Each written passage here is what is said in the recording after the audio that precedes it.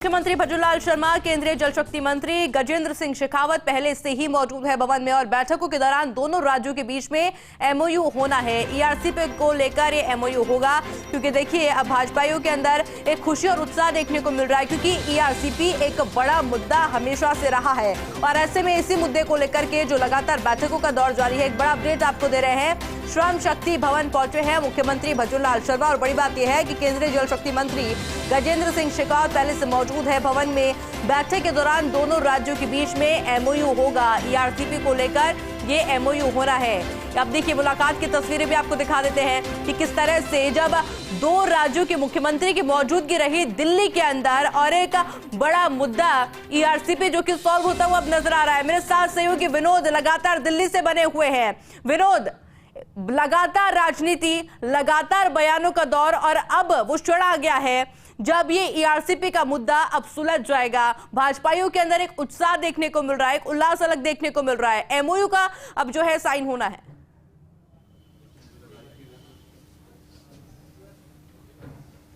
जी बिल्कुल, देखिए राजस्थान के मुख्यमंत्री भजनलाल शर्मा ने अपनी पहली ही बैठक में ईआरसीपी को लेकर के ब्यूरोक्रेट्स को भी कह दिया था और तमाम पदाधिकारियों को कह दिया था कि अब ये तोहफा मिलने वाला है, संभवतः 2 महीने में ही सहमति बन जाएगी।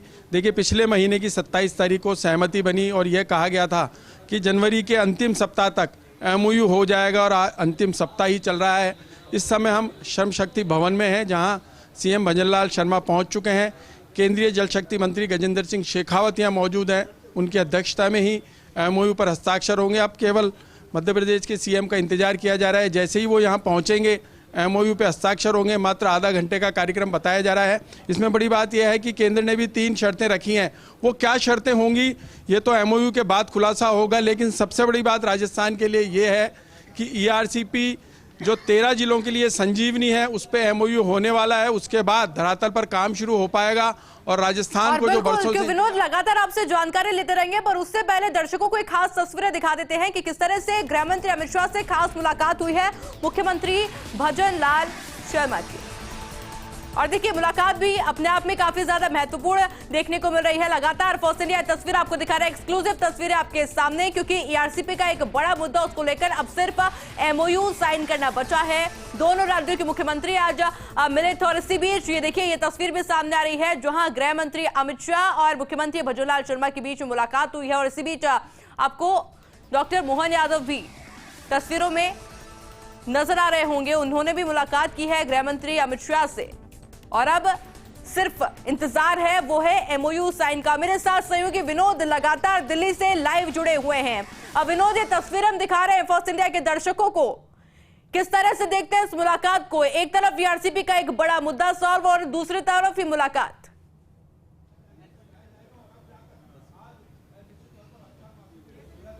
जी बिल्कुल, देखिए थोड़े दिन पहले ही जब भजनलाल शर्मा दिल्ली आए थे तो उन्होंने पीएम को धन्यवाद पत्र सौंपा था ईआरसीपी को लेकर के। इस बात का धन्यवाद दिया था कि बरसों जो फाइल केंद्रीय जल आयोग में लंबित थी उसे अब अमली जामा पहनाया गया। पहले सहमति बनी और अब एमओयू। उससे पहले ही देखिए जैसे ही जोधपुर हाउस पहुंचे थे सीएम, उसके थोड़ी देर बाद निकले। पीएमओ जाने का कार्यक्रम था लेकिन वो बीच में ही अमित शाह से मिलने गए। आधे घंटे की वहाँ मुलाकात हुई, दोनों सीएम वहाँ मिले, बैठे, बातचीत हुई। अमित शाह ने तमाम मुद्दों पर चर्चा करी और ईआरसीपी को लेकर के फिर से वहाँ सीएम भजनलाल शर्मा ने धन्यवाद दिया कि राजस्थान की जो बड़ी उम्मीद थी, देखिए लोकसभा चुनाव भी बिल्कुल करीब हैं और ऐसे में ईआरसीपी जो एक बड़ा मुद्दा था जिसे विधानसभा चुनाव में दोनों ने ही बुलाया था। कांग्रेस ने आरोप लगाए थे और भाजपा ने कहा था कि हम इसे संकल्प पत्र में शामिल कर रहे हैं, हम आएंगे तो ईआरसीपी का मुद्दा भी सुलझाएंगे और 13 जिलों की आस पूरी होगी। उन लाखों लोगों को पानी मिल पाएगा जो लंबे समय से इस बात का इंतजार कर रहे थे कि कब जल से नल से जल मिलेगा और कंठतर होंगे। और लगातार देखिए कि वहाँ के जो बांध थे वो सूखते जा रहे थे। अब 26 बांधों की जगह 72 बांधों को जोड़ा गया है ताकि 13 जिलों के हर एक क्षेत्र को कवर किया जा सके। तमाम चीज़ों पर ध्यान दिया जा रहा है और जिस तरीके से देखिए पेयजल को लेकर के भजनलाल सरकार काम कर रही है। पहले ईआरसीबी, उसके बाद ताजेवाला हेडवर्ड्स जो 1994 से लंबित मुद्दा था उसको लेकर के अब फाइल फिर से खुली है और शेखावाटी के इलाके में सीकर, चूरू, झुंझुनू के लोगों को ताजेवाला हेडवर्ड से पानी दिलवाने की कोशिशें शुरू हो गई हैं। तीसरा बड़ा काम वाटरवे। देखिए, वाटरवे की योजना भी कागजों से निकली है और एसीएस जल संसाधन ने पत्र भी लिखा है केंद्र को कि इस पर ध्यान दिया जाए और डीपीआर तैयार करवाने का काम किया जाए। तो देखिए, पानी के मुद्दे को लेकर के भजनलाल सरकार 2 महीने में ही 3 बड़ी योजनाओं पर काम कर रही है, जिसमें से एक बड़ी योजना पर आज उपलब्धि मिलने वाली है। एमओयू के साथ ही धरातल पर काम शुरू हो जाएगा। और देखने वाली बात यह है कि लोकसभा चुनाव को देखते हुए भाजपा की एक बड़ी पहल इसे कहा जा सकता है। जी विनोद, क्योंकि सुबह से दिल्ली में मौजूदगी है आपकी, मध्य प्रदेश और राजस्थान के बीच में एमओयू होना है, ऐसे में देखिए राजस्थान की राजनीति में तो बहुत बड़ा फर्क पड़ेगा, मध्य प्रदेश में क्या कुछ फर्क पड़ेगा इससे?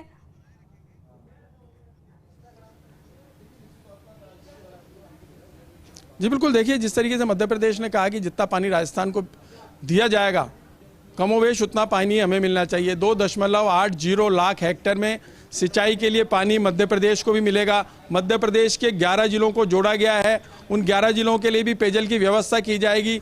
तो जाहिर सी बात है, देखिए कि दोनों राज्यों पर असर दिखाई देगा।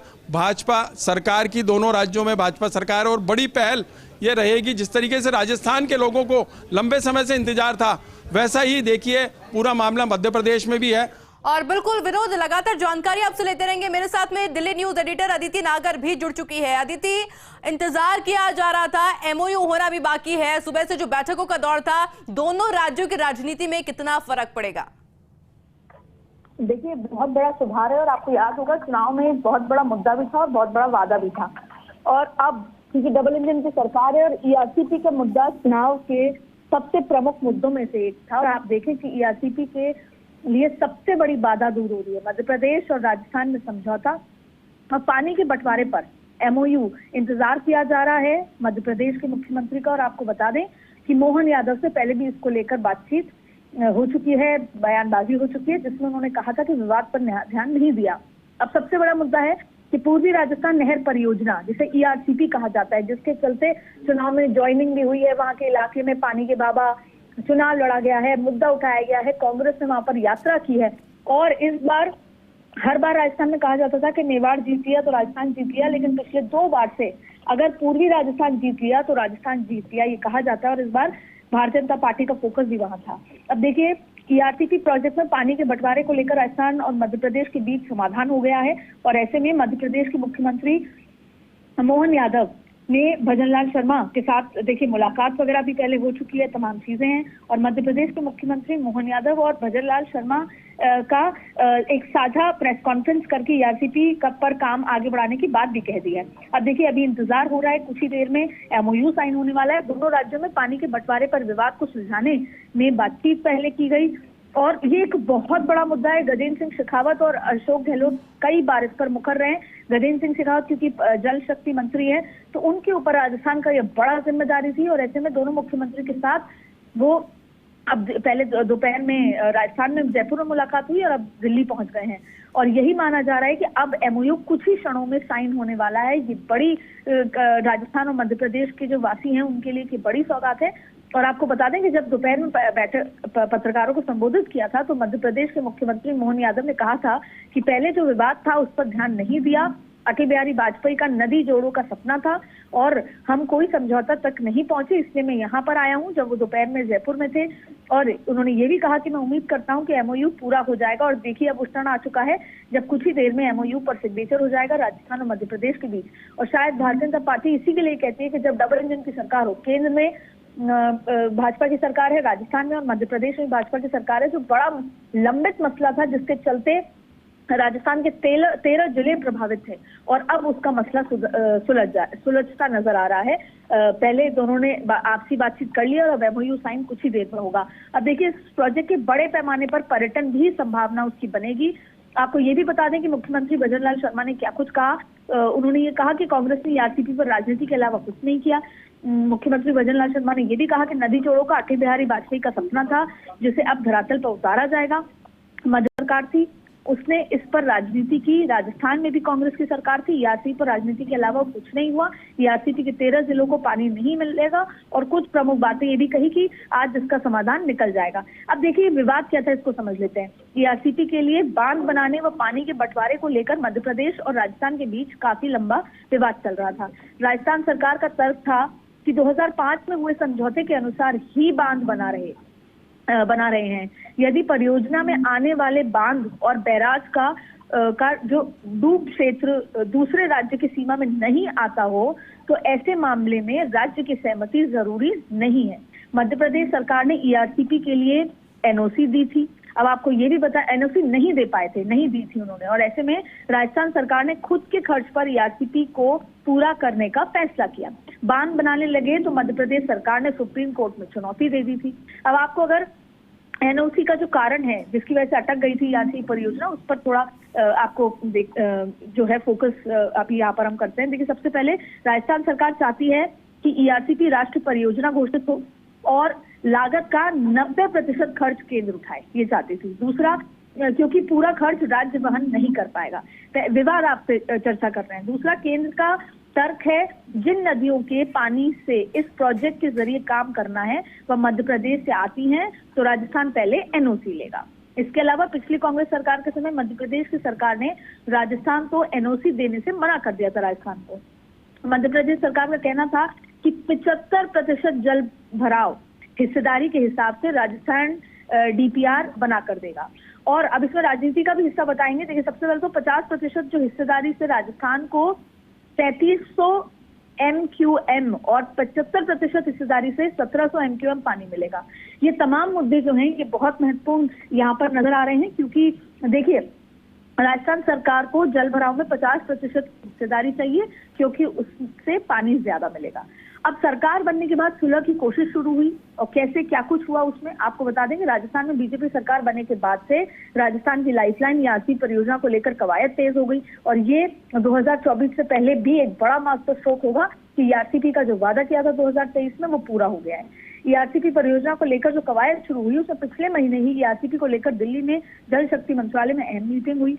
केंद्रीय जल शक्ति मंत्री गजेंद्र सिंह शेखावत की अध्यक्षता में पूरी मीटिंग हुई। राजस्थान और मध्य प्रदेश के अधिकारियों को भी शामिल किया गया और इस दौरान दोनों राज्यों के बीच ईआरसीपी को लेकर सहमति बन गई थी। अगर हम आपको शुरुआत से पूरी टाइम कौन कौन से 13 जिले आते हैं एक बार फिर हम अपने दर्शकों को बताते हैं। जयपुर, अलवर, भरतपुर और भरतपुर से मुख्यमंत्री भजनलाल शर्मा आते हैं। धौलपुर, दौसा, करौली, सवाई माधोपुर, बारां, झालावाड़, कोटा, बूंदी, अजमेर, टोंक जिले, ये पूरे 13 जिले यहाँ पर कवर होते हैं। अब आपको बताते हैं 2017 और यहाँ पर आती है राजनीति वसुंधरा राजे, क्योंकि ये जो प्रोजेक्ट था वो वसुंधरा राजे मानती है कि उनका बेबी प्रोजेक्ट था, ये उन्होंने सोचा था। लेकिन वसुंधरा राजे के नेतृत्व वाली जो तत्कालीन बीजेपी सरकार ने ईआरसीपी पर काम शुरू किया था। केंद्र सरकार के उपक्रम में जो वेबक्रॉस लिमिटेड से डीपीआर तैयार करवाया गया था और यह डीपीआर रिवर बेसिन अथॉरिटी के तत्कालीन अध्यक्ष श्री राम वैद्यरे के देखरेख में बना था। उस वक्त 37,237 करोड़ की लागत का अनुमान था। फिर आपको बताते हैं कि उसी 2017 में 19 नवंबर को राजस्थान सरकार ने डीपीआर केंद्र को भेज दी थी और दोनों में ही तब कांग्रेस की भाजपा की सरकार थी, इधर वसुंधरा राजे उधर नरेंद्र मोदी की सरकार। डीपीआर भेजा गया था। 18 जनवरी 2018 को राजस्थान सरकार ने केंद्रीय जल आयोग को ईआरसीपी भेजा और मैं ये इसका साक्षी हूँ क्योंकि जब वसुंधरा राजे के नितिन गडकरी से लगातार दौरे हो रहे थे तो उस समय हम उनको लगातार कवर कर रहे थे और ये जो पूरा मसला चल रहा था पानी की परियोजना को लेकर तमाम लगातार काम चल रहे थे और नितिन गडकरी के सहयोग से इसको हरी झंडी भी दी गई थी। 18 जनवरी 2018 को राजस्थान सरकार ने केंद्रीय जल आयोग को ईआरसीपी भेज दिया था। फिर दिसंबर 2018 में सरकार बदल गई और यहाँ के बाद चीजें बदल गई। देखिए, 8 जुलाई 2019 जब कांग्रेस की सरकार थी प्रदेश में, राजस्थान के तत्कालीन सीएम अशोक गहलोत ने मध्य प्रदेश के सीएम कमलनाथ को पत्र लिखा था। फिर 27 जनवरी 2020 को मध्य प्रदेश के तत्कालीन सीएम कमलनाथ ने जवाबी पत्र लिखा, वापस उनका जवाब आया और जवाबी पत्र में गहलोत सरकार ने खुद को खर्चे से ईआरसीपी को पूरे करने का फैसला भी, लगातार जो जवाब की बात आई 27 जनवरी 2020, राजस्थान नहर परियोजना 2016-17 में वसुंधरा राजे कार्यकाल में बनी थी, ये तमाम तरीके की बात आई। उसके बाद ये पार्वती, चंबल और जो मध्य प्रदेश की जो नदियां थी उनको जोड़कर बड़ी आबादी तक पानी पहुंचाने का प्रयास, तमाम तरीके की इसमें चीजें जुड़ी। लेकिन अर्थात 15 अप्रैल 2022 को एमपी के तत्कालीन सीएम शिवराज सिंह चौहान ने केंद्र को लिखकर आपत्ति जताई और बांध का काम रोकने की मांग भी कर दी थी। फिर 10 मई 2022 को जल शक्ति मंत्रालय के सचिव पंकज कुमार ने राजस्थान सरकार को चिट्ठी लिखकर दोनों राज्यों के बीच समझौता होने तक ईआरसीपी का काम रोकने की सलाह देती थी। तो यहाँ पर ये तमाम मसले रहे। उसके बाद केंद्र की चिट्ठी पर विवाद हुआ। तत्कालीन सीएम अशोक गहलोत ने केंद्र सरकार पर ईआरसीपी को रोकने का आरोप भी लगाया और फिर 2023 में बजट में गहलोत सरकार ने ईआरसीपी के लिए बजट बढ़ाया, केंद्र सरकार को लगातार चिट्ठी लिखी। तो आप देखिए ये तमाम तरीके के घटनाक्रम यहाँ पर रहे, जहां पर लगातार कांग्रेस कहती रही कि केंद्र ने नहीं किया और केंद्र कहती रही कि कांग्रेस की मंशा नहीं थी, जबकि वहां पर पहले कमलनाथ की सरकार थी। लेकिन जब कमलनाथ की सरकार चली गई और शिवराज सिंह चौहान की सरकार आई, उसके बाद अशोक गहलोत का मानना है कि सारे मसले यहाँ से बदल गए थे। अब आप देखिए कि राजस्थान नहर परियोजना के बारे में आपको क्या क्या बता सकते हैं। सबसे बड़ी बात है कि 13 जिलों के पानी, पीने के पानी से लेकर करीब 2 लाख हेक्टेयर क्षेत्र की सिंचाई भी इस पानी से उपलब्ध होगी। इसके अलावा देरी के कारण अब प्रोजेक्ट पहले कम लागत का था 37,200 करोड़ का, अब ये 45,000 करोड़ रुपए का हो गया है। फिर 9600 करोड़ रुपए की बजट का प्रावधान पिछली गहलोत सरकार ने किया था। प्रोजेक्ट को 3 चरणों और 7 सालों में पूरा करना था। ये तमाम यहाँ पर मसले थे। अब देखिए जल्द ईआरसीपी का एमओयू कुछ ही क्षणों में साइन हो जाएगा और जो जलदाय मंत्री है कन्हैया लाल चौधरी, उन्होंने भी एमपी और राजस्थान के सीएम को 27-28 को मुलाकात की बात कही थी। अब मुलाकात उनकी हो रही है और ऐसे में अब वो जो प्रोजेक्ट लंबित पड़ा था सरकारों में, जो अलग अलग सरकार के चलते, अब कहीं ना कहीं डबल इंजन की सरकार के चलते वो पूरा होता नजर आ रहा है। जैसा मैंने आपको बताया कि पीने के पानी के साथ साथ 13 जिलों के पीने के पानी के साथ साथ 2 लाख हेक्टेयर क्षेत्र में सिंचाई के लिए ये पानी उपलब्ध होगा और ये राजस्थान के वासियों के लिए बहुत बड़ी उम्मीद की तरह है, बहुत बड़े समाधान की तरह नजर आ रहा है। आपको ये भी बता दें कि जलदाय मंत्री कन्हैया लाल क्या कुछ कह चुके हैं। प्रधानमंत्री नरेंद्र मोदी ने राजस्थान सरकार को करीब 28,000 करोड़ रुपए दिए हैं और जिसे कांग्रेस सरकार ने उपयोग नहीं किया था। ये कांग्रेस सरकार का षड्यंत्र था और वह केंद्र की इस योजना को फेल करना चाहती थी। अब जब वो 27-28 जनवरी को उनकी मुलाकात हुई दोनों ही मुख्यमंत्री से, तो विभाग के मंत्री बैठकर इसका समाधान उन्होंने निकाला और अब आज ये एमओयू साइन किया जा रहा है। और बिल्कुल अदिति, बहुत बखूबी आपने समझाया कि किस तरह से लंबे प्रयास के बाद में, लंबे राजनीति के बाद में आखिरकार वो जो प्रयास है वो रंग लाए हैं और एमओयू अब साइन होने जा रहा है। बहुत बहुत शुक्रिया अदिति आपका। मेरे साथ सहयोगी ऐश्वर्य प्रधान भी जुड़ चुके हैं। ऐश्वर्य, अगर राजस्थान की बात की जाए तो बीजेपी की सरकार बनने के बाद भी कांग्रेस के द्वारा बार बार ये मुद्दा उठाया गया, तमाम राजनीति देखने को मिली। लोकसभा चुनाव में कितना फायदा हो सकता है इसका? देखिए, लोकसभा चुनाव में 13 जिलों के वोटर्स जो हैं वो इसे सकारात्मक रूप से लेंगे, क्योंकि इस पूरे मुद्दे को लेकर लगातार राजनीति चल रही थी। कांग्रेस अपनी बात कहती थी, भाजपा अपनी बात कहती थी। मुख्यमंत्री अशोक गहलोत ने भी एक ब्रह्मास्त्र चलाने की कोशिश की, सियासी ब्रह्मास्त्र चलाने की कोशिश की, जिससे कि चुनाव में उनको लाभ मिल सके। लेकिन जनता ने इस बार भारतीय जनता पार्टी को बड़ा समर्थन दिया। तो ऐसे में भारतीय जनता पार्टी चाहती थी कि लोकसभा चुनाव से पहले राजस्थान के लोगों को या मध्य प्रदेश के लोगों को, दोनों प्रदेश के लोगों में इस चीज को लेकर खुशी ले रहे। लेकिन सबसे महत्वपूर्ण बात यह है कि राजस्थान के 13 जिलों की जीवन रेखा अब ईआरसीपी बनेगी, सिंचाई क्षेत्र अधिक समृद्ध हो जाएगा।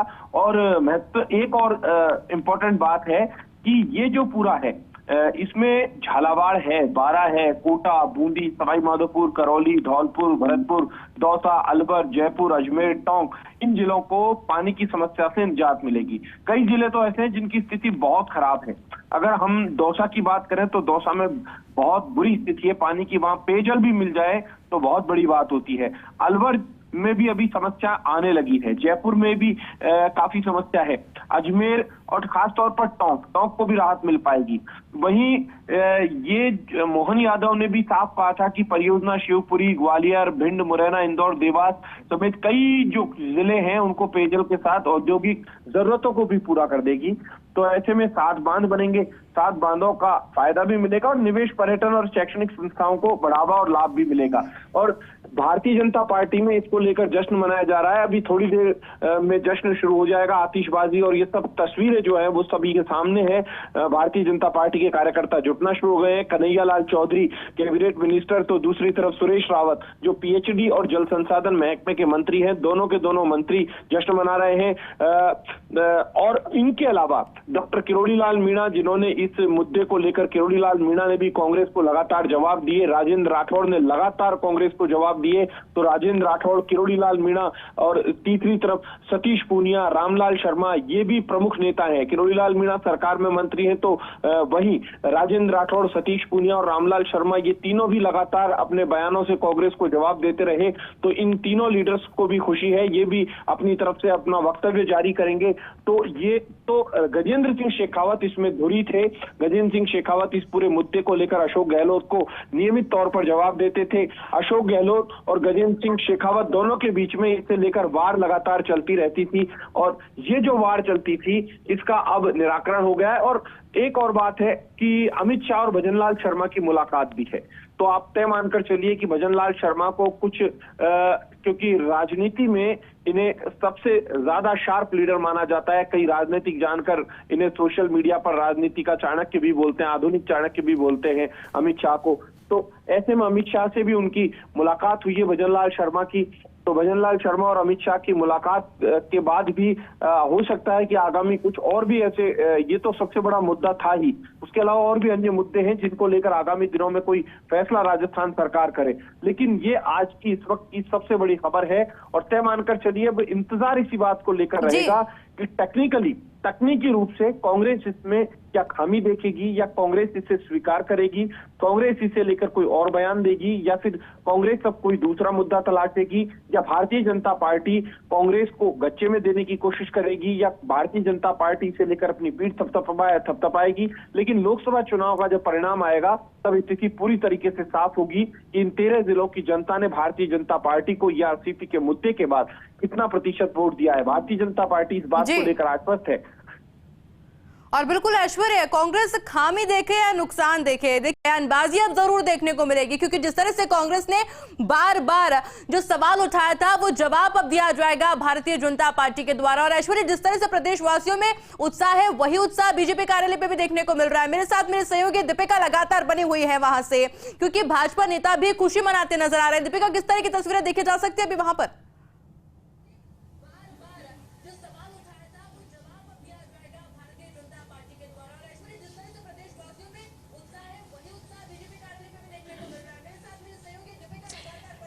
देखिए आयशा, बिल्कुल ठीक कह रही हैं आप, क्योंकि राजस्थान के लोगों में तो इस बात को लेकर काफी खुशी है ही, क्योंकि उनके सपने पूरे होने जा रहे हैं। क्योंकि सहमति बनने के बाद एमओयू का ही इंतजार किया जा रहा था।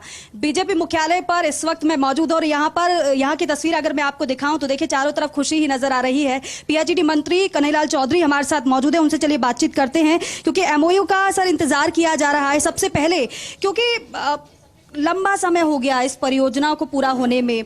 हमने देखा कि लोग प्रदर्शन करते हुए भी नजर आए थे, आवाज भी उठाते हुए नजर आए थे, धरना देते हुए नजर आए थे, लेकिन जैसे ही बीजेपी की सरकार बनी वैसे ही इस परियोजना के जरिए राजस्थान की बड़ी आबादी का कंठ, जो कि कब से प्यासा था, वो अब प्यास दूर होने वाली है। क्या कहेंगे? एमओयू का इंतजार किया जा रहा है, हस्ताक्षर होने बाकी रह गए हैं बस। जल ही जीवन है, और विशेषकर राजस्थान के लिए जहाँ सूखा प्रदेश है, जहाँ पे जनसंख्या के अनुपात में और क्षेत्रफल के अनुपात में यहाँ पानी की सबसे ज्यादा कमी है, ऐसी महत्वपूर्ण परियोजनाओं को जो पिछले 6 वर्षों से जिस तरह से पिछली सरकार ने इसको लटकाया, इसके ऊपर आगे काम करने की मंशा नहीं रही, केवल राजनीति करने का उनका उद्देश्य रहा। मैं आज धन्यवाद देना चाहता हूँ ये भागीरथी प्रयास के लिए देश के प्रधानमंत्री यशस्वी मोदी जी को, जिनकी गारंटी कभी डूबती नहीं है, और उनके साथ कंधे से कंधा मिला के काम करने वाले हमारे जल शक्ति मंत्री गजेंद्र सिंह शेखावत जी, उन्होंने शुरू से कह रहे थे कि आप इसमें ये छोटी सी कमी है, ये कमी दूर कर दो, जिसे हम मध्य प्रदेश सरकार से एनओसी ले लें। बाकी इनको एनओसी लेनी नहीं थी, इनको इस जनता का बुरा करना था। आज 5 साल में जिस तरह से जनता दुख पाई, पानी के लिए जो परेशान रही, उसका बाकी मैं धन्यवाद देना चाहता हूँ राजस्थान की जनता की तरफ से, करोड़ों लोगों की तरफ से, कि आज इस योजना के ऊपर हमारे देश के प्रधानमंत्री जी के आदेश के अनुसार हमारे जल शक्ति मंत्री गजेंद्र सिंह जी और हमारे यशस्वी मुख्यमंत्री भजनलाल जी और मध्य प्रदेश के मुख्यमंत्री मोहन जी यादव मिलकर आज इस पे एमओयू साइन करने जा रहे हैं। ये बहुत अच्छा प्रयास है। आने वाले हमारे 13 जिलों में पीने का पानी और कुछ जगह पे 2-2.5 लाख लगभग हेक्टेयर के आसपास सिंचाई, और विशेषकर जो हमारा राजस्थान आर्थिक रूप से बहुत पिछड़ गया था, हमारे यहाँ कोई इंडस्ट्री लगाने के लिए तैयार नहीं था, उद्योगों के लिए, क्योंकि पानी नहीं था यहाँ पे। आने वाले समय में यहाँ पे जिस तरह से देश के प्रधानमंत्री मोदी जी बार बार रेगुलर अभी 15 दिन के अंदर 2 बार जयपुर में आ रहे हैं कि यहाँ का कैसे पर्यटन बढ़े, किस तरह से फ्रांस के राष्ट्रपति को लेकर आ रहे हैं, किस तरह से यहाँ पे उद्योगपति जैसे गुजरात में आते हैं यहाँ पे आए, तो उनका सबसे बड़ा डर था कि जब पानी नहीं है तो इंडस्ट्री कैसे चलेगी। तो उसके लिए भी हमें बहुत बड़ा वरदान साबित होगा। मैं राजस्थान की जनता की तरफ से हमारे सभी जो इसका प्रयास करें, हमारे यशस्वी प्रधानमंत्री जी गजेंद्र सिंह जी और दोनों मुख्यमंत्रियों को तहे दिल से धन्यवाद देना चाहता हूँ। और क्योंकि सुरेश रावत जी भी यहाँ पर मौजूद हैं, उनसे भी चलिए बातचीत करते हैं। जल संसाधन मंत्री हैं।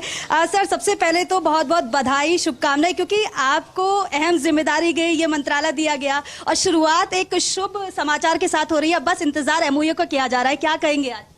देखिए, राजस्थान के लिए ऐतिहासिक क्षण है। जिस पल की हमें वर्षों से प्रतीक्षा थी, वो हमारे माननीय मुख्यमंत्री जी के अथक प्रयास से और इस एआरसीपी के प्रोजेक्ट को कांग्रेस सरकार ने 5 साल तक लटका के रखा, उसको 5 सप्ताहों में ही माननीय मुख्यमंत्री जी ने ये करिश्मा कर दिखाया। इसके लिए मैं माननीय प्रधानमंत्री जी का, माननीय केंद्रीय जल शक्ति मंत्री जी का और विशेष तौर से हमारे माननीय मुख्यमंत्री जी भजन लाल जी का हृदय से आभार प्रकट करता हूं। और साथ ही मध्य प्रदेश के मुख्यमंत्री जी का भी मैं आभार प्रकट करता हूं कि उन्होंने पहल करके ये जो वर्षों से एक ज्वलंत मुद्दा था, उसके समाधान के लिए प्रयास किया। सुरेश जी, क्योंकि डीपीआर पहले ही तैयार थी, पहले भी इसको लेकर चर्चा हो चुकी थी, लेकिन जो पिछली सरकार कांग्रेस सरकार रही, उनकी तरफ से यही कहा जा रहा था, तमाम आरोप लगाए जा रहे थे कि जानबूझकर इस मुद्दे को लटकाया जा रहा है, भटकाया जा रहा है, अटकाया जा रहा है। लेकिन जैसे ही भारतीय जनता पार्टी की सरकार बनी, वैसे ही मुद्दा सुलझ गया। तो क्या आप कहेंगे इस पर कि क्या पहले मंशा नहीं थी, नियत नहीं थी, जिसकी वजह से ये मामला अटका था और अब बीजेपी सरकार बनते ही मामला सुलझ गया? देखिए,